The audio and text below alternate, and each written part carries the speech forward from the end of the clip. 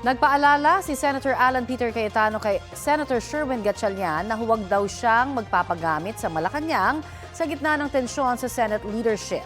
Depensa ni Gatchalian, wala namang nagpapagamit kanino man. Naniniwala ang isang dating Senate President na pupwedeng mamagitan si Pangulong Bongbong Marcos para maayos ang issue sa liderato sa Senado. Balitang hatid ni Ian Cruz. Bagaman magkakahiwalay ng kapangyarihan, ang magkapantay na sangay ng pamahalaan mula ehekutibo, legislatura at hudikatura, naniniwala si dating Senate President Franklin Drilon na dapat manghimasok si Pangulong Bongbong Marcos kapag may mga sigalot sa gobyerno para masiguro na maayos ang takbo ng buong pamahalaan. Kung hindi pa siya nakikialam. At walang masama po ron dahil sa ito'y sangay ng pamahalaan na dapat magtrabaho at tungkulin ng Pangulo ng buong pamahalaan ay gumagalaw. Sa katunayan, sa mga ganitong hidwaan at problema, nakikialam talaga ang Pangulo. Alam po ni Senator Cayetano yan. Alam ni Senator Gatchalian yan. Noong 2020, pumagitna kina Nooy Speaker Alan Peter Cayetano at Marinduque Representative Lord Alan Velasco si dating Pangulong Rodrigo Duterte. May term sharing agreement noon sa pagka-speaker pero hindi kaagad bumaba sa pwesto si Cayetano. Sakaling makialam ang Pangulo, hindi kaya isipin ng publiko o gawa ng naratibo ng mga kalaban ng administrasyon na magiging sunod-sunuran na lang sa palasyo ang Senado?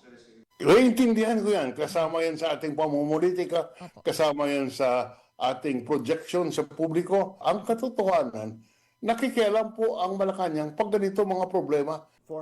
Sa kanyang Facebook Live, may mensahe si Cayetano kay Senador Sherwin Gatchalian.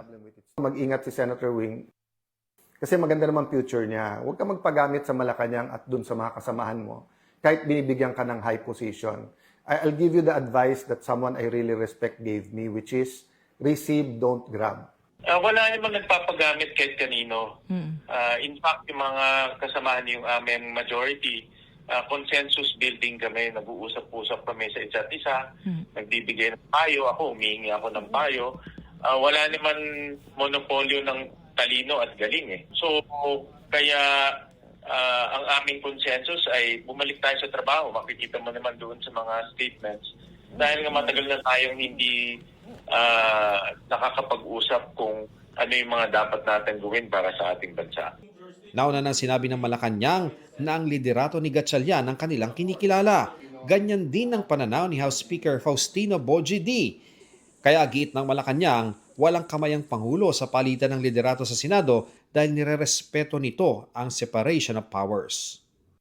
Kung nakikialam ang Pangulo, hindi magkakagulo sa Senado. Kung nakikialam ang Pangulo, hindi magkakaroon ng putukan at lock and load order noong May 13. Kung nakikialam ang Pangulo sa Senado, hindi makakatakas o makakalabas ng Senado si Senator Bato. Dapat na aresto na. Lahat ng kaguluhan sa Senado, yan ay utos o may permiso ni Senator Alan Cayetano. Ang lahat ng nangyari dyan, pati yung, sabi natin, pati putukan, pati yung pagboboykot, hindi po yan dikta ng Pangulo. Kagagawan po nila yan. Huwag naman kapit tuko sa pwesto. Ian Cruz nagbabalita para sa GMA News.